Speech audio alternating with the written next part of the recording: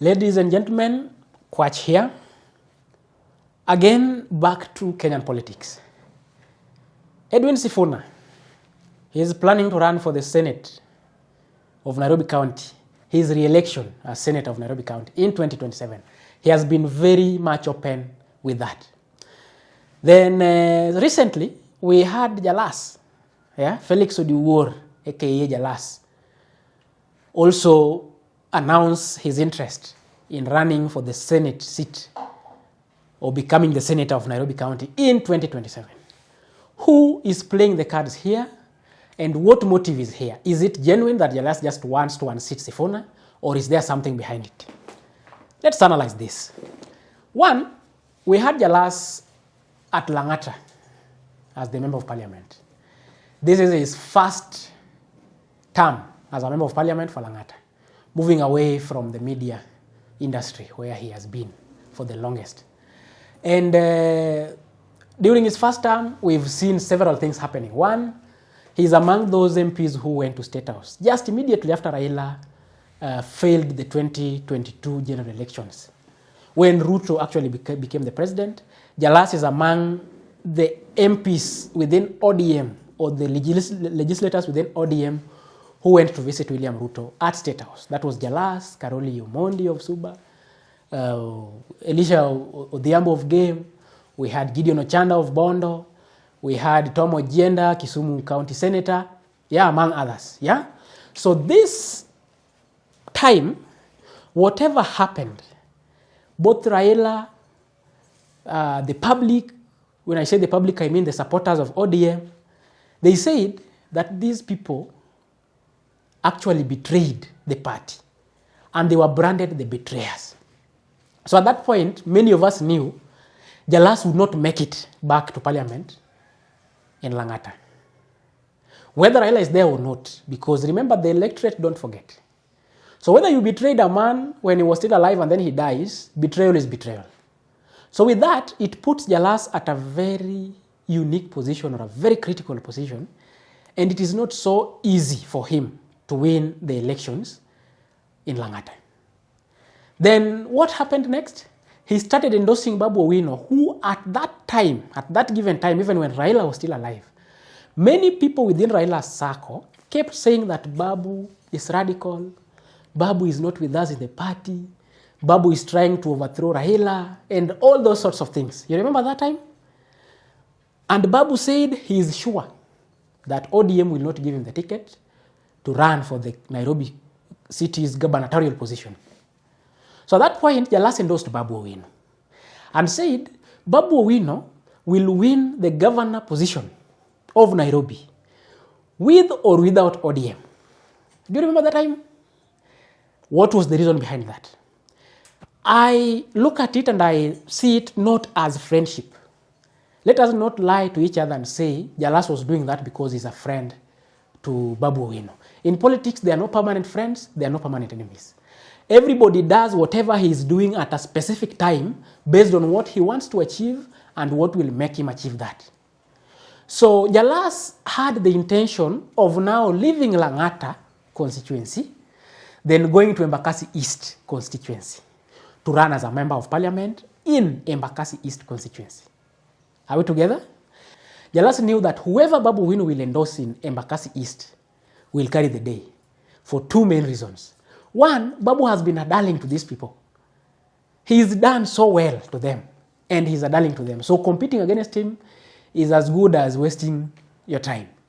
Number two is because Babu Owino has been a true developer. So the people believe whoever he will endorse will still continue with his development work. So Jalas knew if Babu Owino endorsed him, then he was automatically going to win the Embakasi East position, or the member of parliament for Embakasi. So at this specific time, what has changed? Now that Jalas again has moved from Embakasi East of Parliament, no longer interested in Lang'ata as a member of parliament, and is now eyeing the Nairobi senatorial seat. What has changed? Very simple. One, they knew that they were going to remove, if I say they, I mean Oburu-led faction in ODM, being supported by the President William Ruto. they knew that they were going to try as much as they could to remove Edwin Sifuna as the party's Secretary General. That is one. Number two, Edwin Sifuna, the young man in him, the firebrand legislator as we know him, and the most vocal senator, in the Kenya's Senate, as people know him, is a darling to the public. Wherever he goes, whether it's the Kikuyu land, Cumberland, Nyanza, Western. And I'm saying this because Kenyan politics, in as much as we are trying to move away from the ethnic-based politics to ideology, it is not going to happen soon or today.